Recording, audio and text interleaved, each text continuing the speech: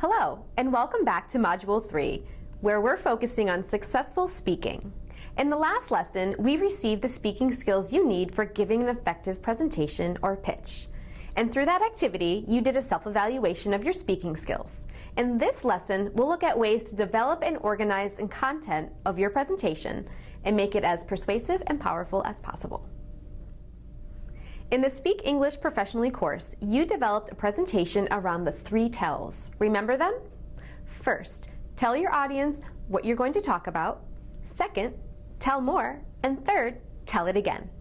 Your presentations required an active, clear, and direct introduction, details, and evidence in the body of the presentation, and a concluding summary of the main points. And you had an opportunity to organize a presentation using those 3 tells. Now, how can you build on the basic presentation and make it even more persuasive and powerful? In the early 20th century, Ellen Monroe, a speech teacher at Purdue, a famous American university, developed an outline for creating successful speeches. By using Monroe's outline, speakers can motivate or lead their audience to do what they, the speakers, want. So, it's called Monroe's Motivated Sequence, and here it is in 5 easy steps. 1. Get the attention of your audience. 2. Establish a need. 3. Satisfy that need. 4. Visualize the future. And 5. Ask for action. Let's look at it step by step. First, get the attention of your audience. What can you do to get your listeners' attention?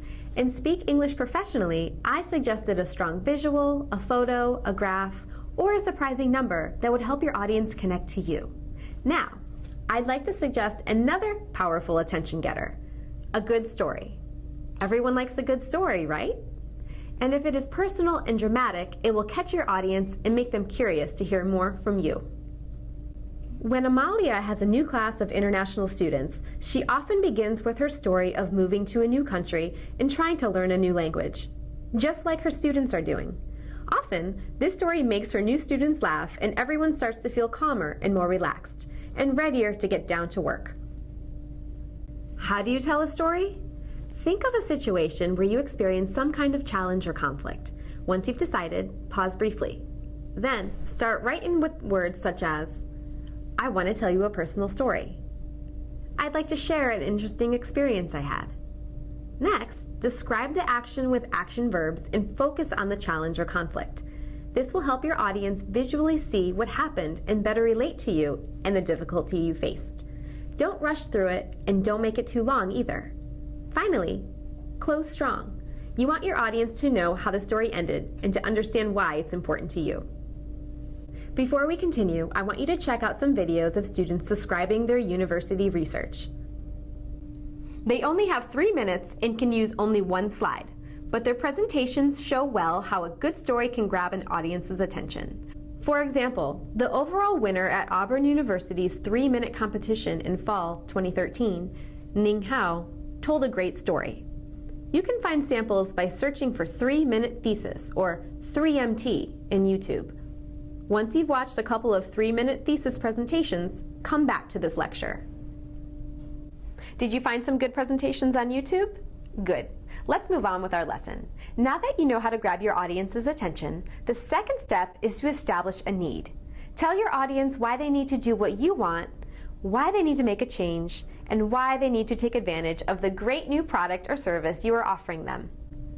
Remember the Steve Jobs MacBook Air introduction? I hope you looked at it and saw how Jobs hooked his audience. And we all know how well his hook worked. In step 3, you tell your listeners how you can satisfy their need. Here's where you give them lots of details about you, your product, or service. Everything you say lets the audience know that you are there to solve this problem for them, or to give them the opportunity they need. You're the person they need for their team. Your product will be a great investment for them. Again, you want your language to be direct and understandable. This is a good place to add a visual, facts and figures, quotes from customers, and a story. In fact, here's where you can expand on the hook you used at the beginning of your talk. In Amalia's introduction talk to her new students, she'll often tell in detail some story about her language learning difficulties. She wants her students to know that she understands their experience and that she can help them solve their language learning challenges. This time, I want you to think about Nike for a minute.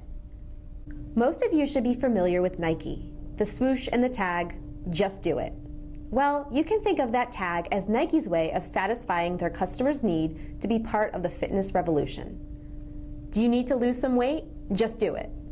Do you need to start running? Just do it. Once you have completed this step, your audience really knows you or your product or service. Now they're ready to hear the advantages for them. As we say, what's in it for me? This leads to step 4, visualize the future. Here's where you can help your audience see how much better off they'll be by following your plan. In Nike advertising, people in Nike shoes and clothes are running, hiking, lifting weights, dancing, and more. While a presentation isn't an ad, the idea is the same. You wrap up the body of your presentation so your audience can see themselves profiting from your plan visually. As you describe all of the benefits, they can picture themselves enjoying them, and they want to get started. Now, we are at the final step of Monroe's motivated sequence. Here, I want to mention again Amy Cuddy's TED Talk. Your body language shapes who you are. I hope by now that you have all looked at it. Her talk is fascinating, filled with information about her research and her personal challenges. At the end, she asks her audience to do something. Just like in Monroe's motivated sequence, step 5, ask for action. Amy Cuddy asks her audience to take 2 minutes before their next stressful situation and try power posing. Her research has proven that power posing works. It makes people more confident and it leads to success in those stressful situations. And she really wants her audience to do it, so she asked them to. Just like Amy Cuddy, you can wrap up with a quick summary of your points and then ask your audience to do something. Would you like to try my product? Do you want to order our service? Would you hire me for the job? This is the shortest step in the sequence, and you want to finish quickly so that the audience can take action. Let's take a moment to review. In this lesson, we looked at how to make your presentations about yourself and about your product more persuasive and successful. We reviewed the 5 steps in Monroe's motivated sequence, which is the proven outline for successful talks. In the resource materials, you'll find more information and suggestions to inspire you as you prepare to deliver your presentation or pitch. I'm excited about it and hope you are too. Good luck, and I'll see you again in our next module.